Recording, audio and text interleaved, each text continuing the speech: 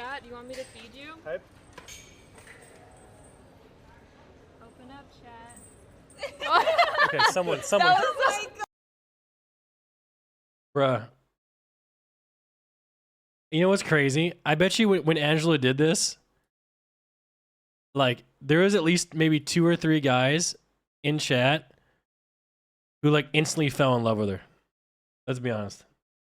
I bet you there was some guy on the other end who was just like open his mouth, you know, like, oh, I'll take it. I'll eat whatever the fuck this is, you know. They probably like he probably took the monitor up to his face, Surely you know, you some won't weird go shit, you know what I'm missing saying? after I just subbed. Oh right? man, dude.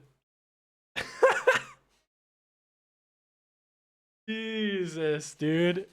Oh, dude. What do you mean projecting much? She could feed me in real life, chat. We are not the same, okay? Stop trying to put me in the same category as y'all, okay? You need to invite her to a cooking stream, man. She said it yesterday. What, you guys want Angela to come through in Austin? Is that what you guys want? For show? Sure. We can bring her down. Why not? Someone says, Nick, you are a degenerate who got lucky.